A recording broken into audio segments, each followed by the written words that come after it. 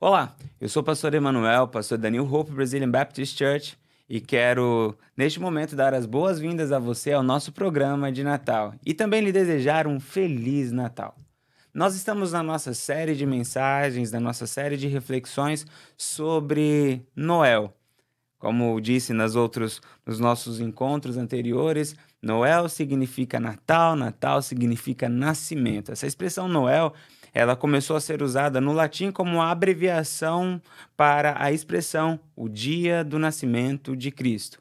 Nós, ao longo deste mês, estamos refletindo sobre a realidade, a presença de Cristo entre nós. O objetivo dessas reflexões não é apenas nos lembrar do nascimento de Cristo, é nos preparar para o dia do Natal, para este momento que estamos vivenciando, de uma maneira a não deixar Cristo passar desapercebido. Mas o mais importante nessa reflexão, o objetivo primeiro, é trazer para nós a compreensão não apenas que Cristo nasceu há mais de 2000 anos atrás, mas trazer para nós a compreensão que Cristo está vivo entre nós hoje. Ele nasceu, cresceu, morreu, ressuscitou e hoje está entre nós. Natal, Cristo está entre nós. Ele nasceu, ele vive, ele reina no nosso meio. E nós estamos usando o texto de Isaías, que tem sido para nós como que uma bússola para entender a realidade do Cristo entre nós, nortear a nossa jornada de encontrar Cristo, de perceber Cristo e entender as suas funções no nosso meio. O texto que temos usado está em Isaías capítulo 9, verso 6. Porque o menino nos nasceu, um filho nos foi dado, e o governo está sobre os seus ombros, e ele será chamado Maravilhoso Conselheiro, Deus Poderoso, Pai Eterno, Príncipe da Paz. Nós já conversamos sobre Maravilhoso Conselheiro e Deus Poderoso. Hoje nós vamos falar sobre Pai Eterno.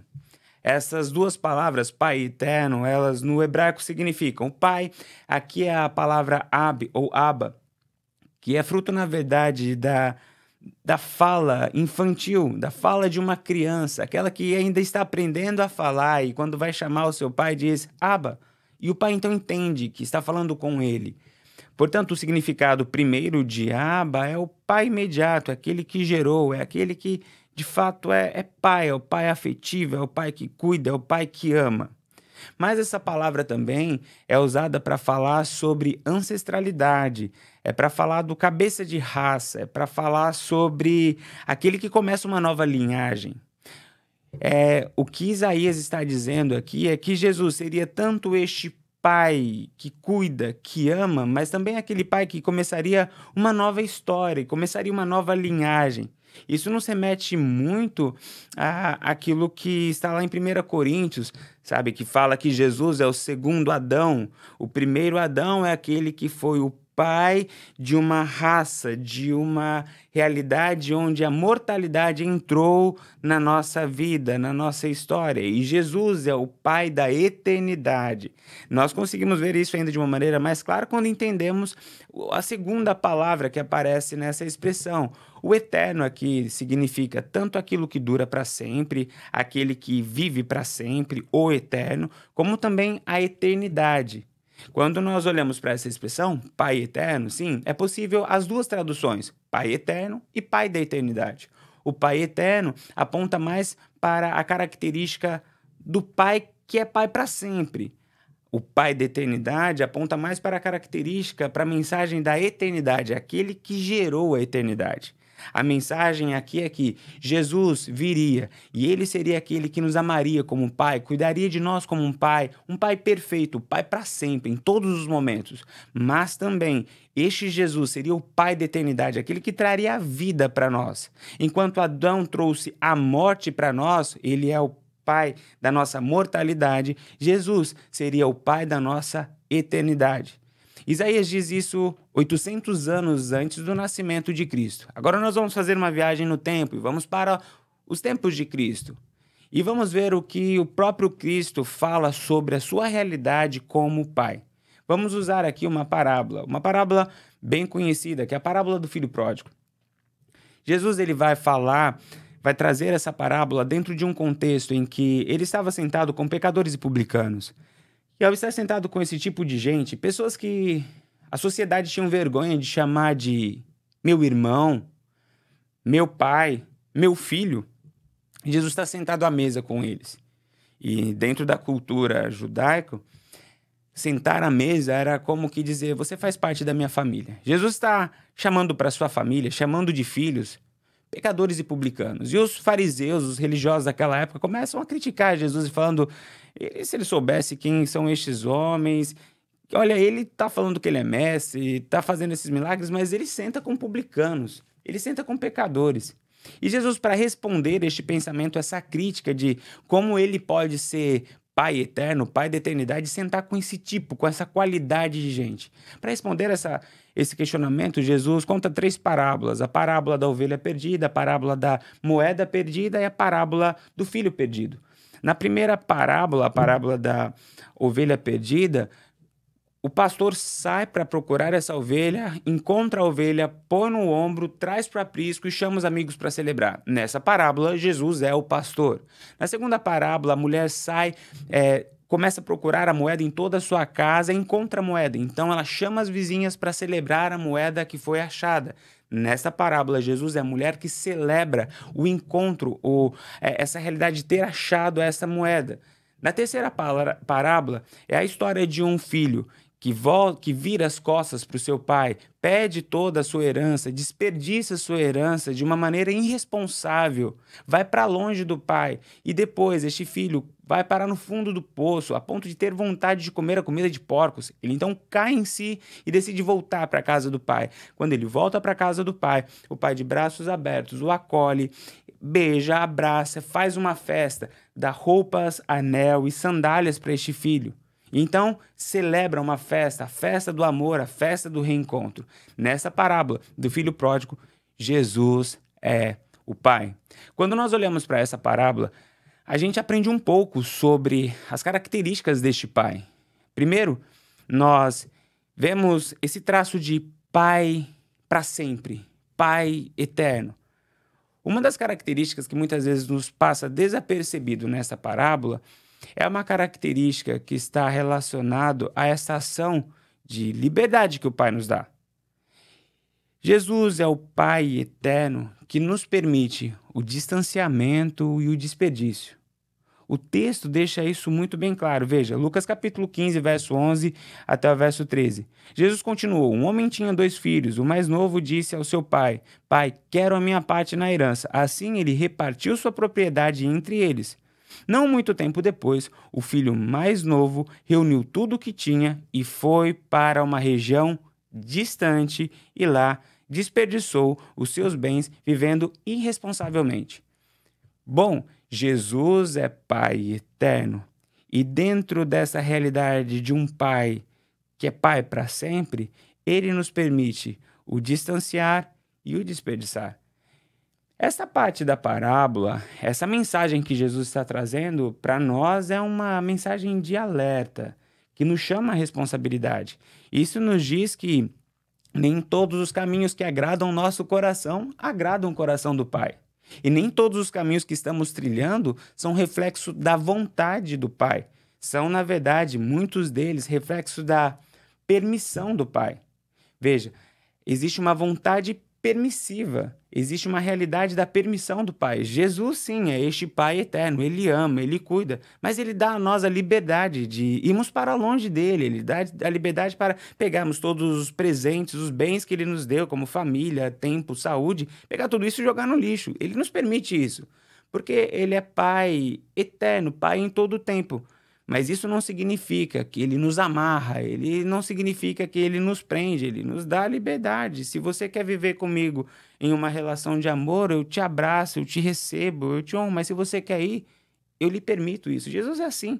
Jesus fez isso com aquele jovem rico que chegou para ele e falou: Mestre, o que eu devo fazer para herdar a vida eterna? Então Jesus diz: vá, vende tudo o que tem, dê aos pobres e me siga. Diz o texto que aquele jovem abaixou a cabeça, virou as costas para Jesus e saiu. O que tudo indica que aquele jovem decidiu distanciar de Jesus, perder a sua vida, desperdiçar a sua vida correndo atrás de bens. Jesus não saiu correndo atrás daquele jovem e falou: não, agora que você veio para cá, você tem que ficar. Jesus é aquele que permitiu que Judas fosse até os últimos momentos cumprindo aquilo que estava no coração dele, a traição. Jesus é assim. Jesus é aquele que é o pai do filho pródigo. O filho chegou para ele e falou: "Eu não quero mais viver aqui. Eu quero pegar os bens e viver a minha vida do meu jeito." Veja, isso para nós é uma mensagem de alerta sobre o pai. Muitas vezes a gente não considera isso, destacamos a questão do amor, do cuidado, tudo, mas esse é um ponto importante que está presente nessa parábola que fala sobre Jesus. A questão principal sobre este ponto é como podemos identificar se o caminho que estamos trilhando é um caminho de distanciamento ou de aproximação, um caminho de desperdício ou um caminho de significado, de valor que de fato honra a vida e o presente que Deus nos deu. Como identificar se o que estamos fazendo é certo e errado? O texto meio que responde essa pergunta para nós de uma maneira indireta. Olhe para os seus caminhos. Veja se aquilo que você está fazendo, a forma que você está vivendo, está aproximando você de Jesus ou distanciando você de Jesus. Está fazendo com que você ame cada vez mais a Jesus, conheça cada vez mais Jesus, tenha mais intimidade com Jesus. Se você está neste caminho de aproximação, de santificação, este é caminho de vida. Este é um caminho de um filho que está se aproximando do Pai. Mas se as coisas que você está fazendo, as decisões que você está tomando, está te jogando cada vez para mais longe de Deus, cada vez mais estranho à realidade da comunhão do Pai, este é um caminho de distanciamento. Ou ele é um pecado, ou ele é uma distração. O segundo ponto que precisa ser analisado é a questão do desperdício.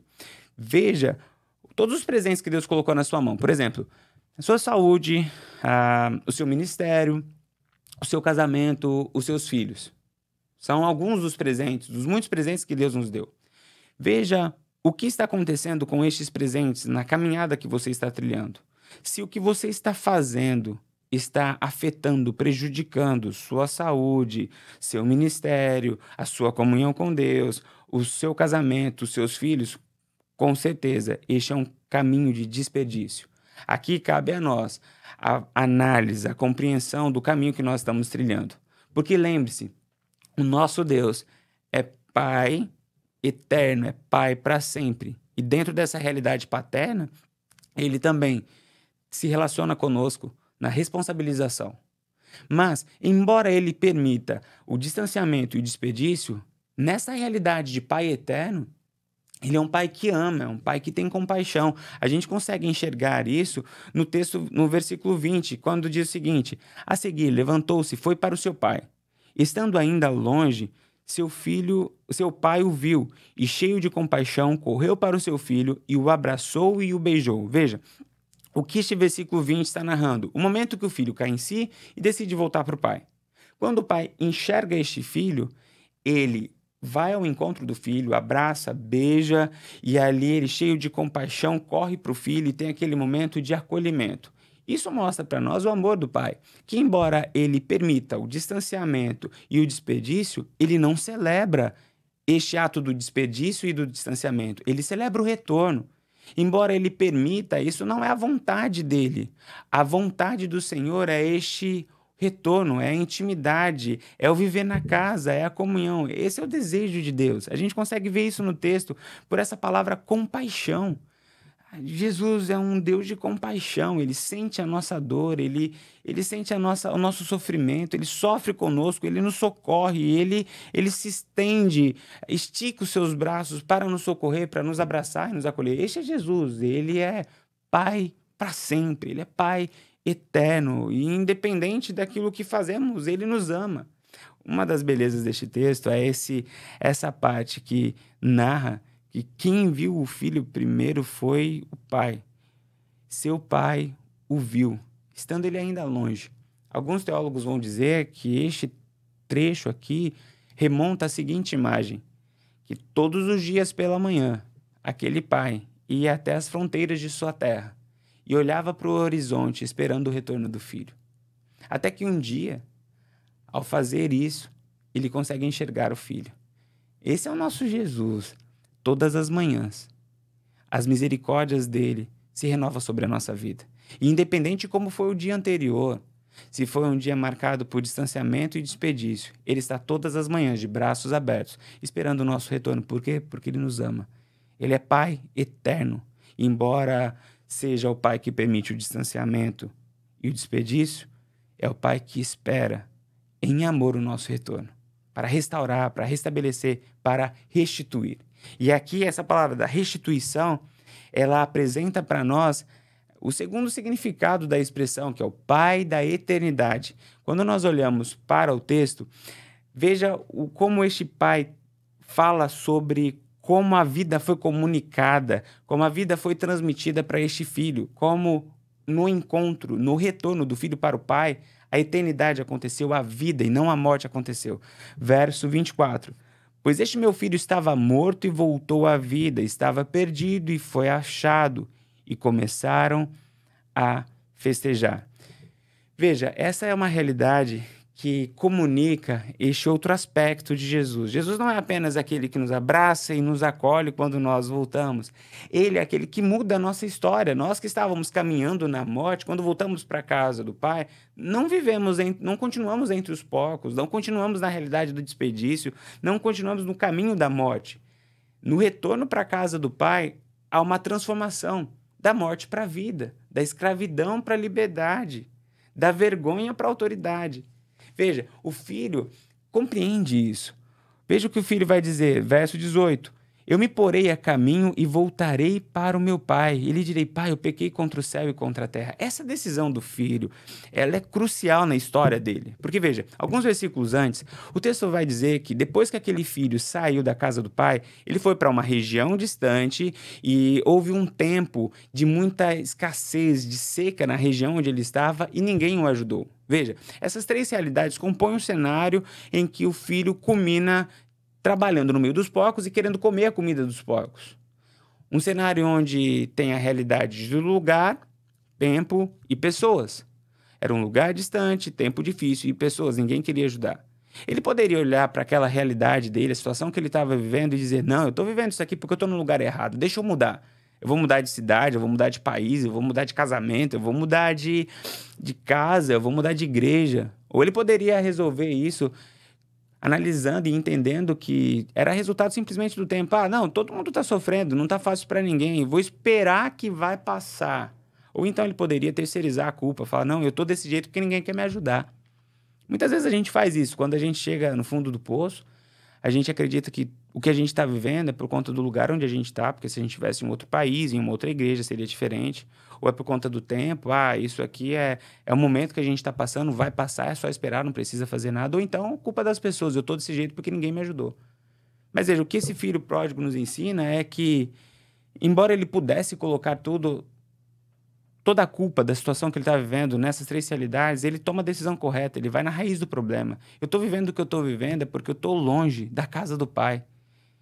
Deixa eu voltar para a comunhão do Pai, deixa eu voltar para a intimidade com o Pai. E quando ele volta para o Pai exerce essa realidade de Pai da eternidade. Eu vou te dar vida, eu vou te restituir. O texto mostra isso no verso 22. Mas o pai disse aos seus servos, depressa, tragam a melhor roupa, vistam nele e coloquem um anel em seu dedo e calçado em seus pés. Roupa, anel e calçados. Esta é a figura da restituição que o pai gerou na vida daquele filho. Na cultura hebraica, judaica, aqui, o que nós aprendemos quando analisamos estes elementos? A roupa representava acolhimento. Isso dentro da cultura. Dentro da teologia, roupa representa justificação. Quando o filho volta, ao entregar a roupa para o filho, ele está falando, eu te acolho, eu te dou novas vestes, você está justificado, você está perdoado. Quando coloca anel significa autoridade. Quando a gente vai para o Antigo Testamento e vê quando Josué assume o trono para governar o Egito, um dos primeiros atos de Faraó foi colocar um anel no dedo de José, dizendo, agora você pode governar o Egito. Aqui o que o pai está dizendo, você agora tem a autoridade para me servir aqui como filho. E o terceiro e último elemento são as sandálias. Os escravos não usavam sandálias, apenas as pessoas livres.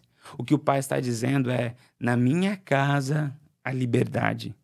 Ele restitui, portanto, a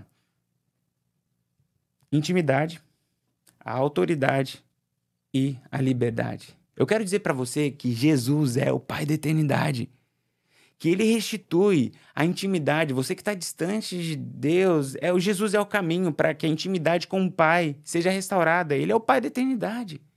Jesus restitui a nossa autoridade. Ele é aquele que traz para nós a autoridade de filhos. E a autoridade de um filho é representar o seu pai aqui na terra, é servi-lo, é proclamar a palavra, é representar o seu amor, manifestar o seu perdão. É isso que ele nos propõe. E ele dá a nós a oportunidade, o privilégio, a bênção da liberdade. O caminho para vivenciarmos a liberdade que vem do Pai, que só o Pai da eternidade pode nos gerar. Ele é Pai eterno, é Pai para sempre, mas ele também é Pai da eternidade. A vida que nós precisamos, a vida que nós buscamos, está naquele que é o Pai dela, é o Pai da eternidade. Enquanto recebemos a mortalidade por meio de Adão, recebemos a eternidade por meio do segundo Adão, Jesus. Mas para que isso aconteça, Jesus precisa nascer. Jesus precisa nascer na história, e isso aconteceu. Eu não sei se você reparou, mas esse para mim, é um aspecto profético, didático na história. Nós estamos no ano 2023, depois de Cristo. O que significa isso? Que Jesus zerou a história. Quando Jesus entrou na história, a partir daquele momento, os anos passados pararam, foram zerados e começou do zero a partir de Jesus. Quando Jesus entra na nossa vida, é exatamente isso que acontece. Recebemos uma nova vida. Por isso falamos de um novo nascimento. A nossa vida começa a partir de Jesus. Neste Natal, eu quero desafiar você, eu quero convidar você, eu quero dar oportunidade a você, à luz da palavra de Deus, de começar uma nova história. De começar do zero com Jesus. Se você ainda não tem Cristo no seu coração, que aconteça um Natal, um Noel, um nascimento de Cristo no teu coração. Porque Ele é o único que acolhe, que te ama com compaixão, que traz a intimidade com o Pai, a autoridade de filho e a liberdade. Se você já tem Cristo no seu coração, este é o momento para você ressuscitar, restaurar, fortalecer essas verdades do Natal. Cristo não veio aqui na Terra para que tivéssemos um relacionamento distante do Pai. Cristo não veio aqui na Terra para que vivêssemos como escravos do pecado. Cristo não veio aqui na Terra para que vivêssemos a nossa vida aos nossos moldes, mas Ele colocou em nosso dedo um anel de autoridade para que fôssemos filhos e representasse o Pai aqui na Terra. Noel, Natal, Jesus nasceu. Ele é o Pai eterno, o Pai da eternidade. Que Deus te abençoe e Feliz Natal.